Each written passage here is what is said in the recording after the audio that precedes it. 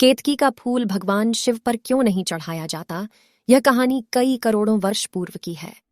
जब हमारे प्रिय भगवान शिव एक लिंग के स्वरूप में इस अनंत ब्रह्मांड में उपस्थित थे और उन्होंने अपनी माया से भगवान महाविष्णु का निर्माण किया था।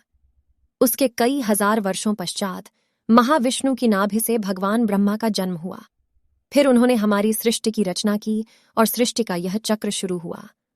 ब्रह्मा जी ने निर्माण की हुई सृष्टि का भगवान महाविष्णु पालन पोषण करने लगे। एक दिन भगवान विष्णु और ब्रह्मदेव में विवाद हो गया कि दोनों में सर्वोत्तम ईश्वर कौन है, महान कौन है।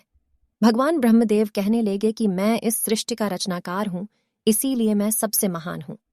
दूसरी तरफ भगवान विष्णु कहने लगे कि मैं इस संसार का भरण पोषण करता हूं, इसीलिए सिर्फ मैं ही सर्वश्रेष्ठ हूं। इस विवाद को लेकर दोनों में प्रलयंकारी युद्ध छिड़ गया था और इस युद्ध से हमारी सृष्टि बुरी तरह से प्रभावित होने लगी।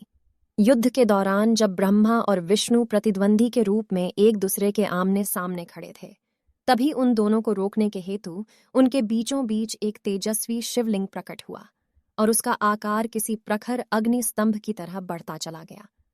उस अग्नि स्तंभ का अतुलनीय तेज देखकर दोनों भगवान कुछ समय के लिए उसकी तरफ देखते ही रह गए। उसी वक्त अग्नि स्तंभ से एक आवाज आई कि आप दोनों में से जो कोई भी इस अग्नि स्तंभ का आदि, आरंभ या अंत ढूंढ पाएगा, वही सबसे श्रेष्ठ भगवान माना जाएगा। इस शर्त पर विष्णु और ब्रह्मा दोनों सहमत हो गए।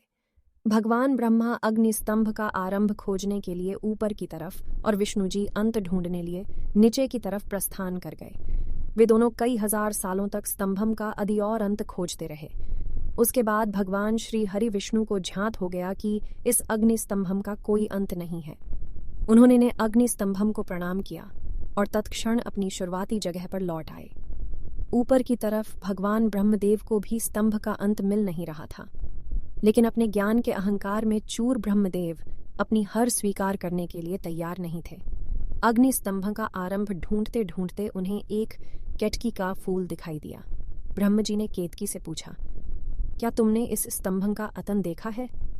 केतकी के फूल ने जवाब दिया, नहीं परमपिता, मैंने इस अग्नि स्तंभ का अंत नहीं देखा है। उस समय ब्रह्मदेव को सिर्फ जीत कर महान बनना था। इसके लिए उन्होंने केतकी से कहा कि तुम मेरे साथ गवाह बनकर चलो और कहना कि मैंने इस अग्निस्तंभ का आरंभ ढूंढ लिया है। इसके बदले में मेरी पूजा में तुम्हारा स्थान उच्च होगा। इस तरह लालच दिखाकर ब्रह्मदेव ने केतकी के फूल को साक्षी बनाकर अपने साथ रख लिया और वह भी अपने शुरुआती स्थान पर पहुंच गए। वहां पर महाविष्णु मौजूद थे और अब निर्णय होने वाला थी कि सबसे श्रेष्ठ कौन है। आवाज आई, हे महाविष्णु, क्या आपको अग्नि स्तंभ का अंत मिला?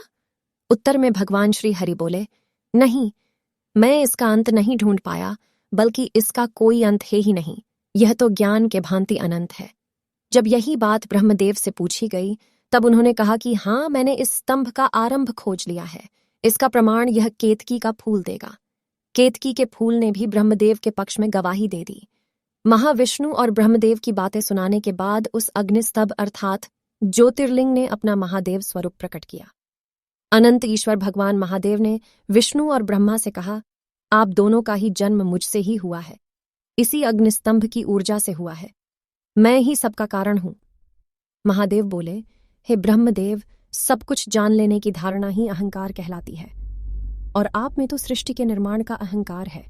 इसी वजह से सृष्टि के रचनाकार होते हुए भी आपको कोई नहीं पूजेगा और असत्य वचन कहने वाला यह केतकी का फूल मेरी पूजा से हमेशा के लिए वर्जित होगा। दूसरी तरफ भोलेनाथ महाविष्णु से बोले कि आप इस सृष्टि के पालनकर्ता कहलाएंगे। धरती के लोग आपकी हर एक अवतार में पूजा करेंगे। तो दोस्तों, यह थी केतकी के फूल की शापित होने की कहानी।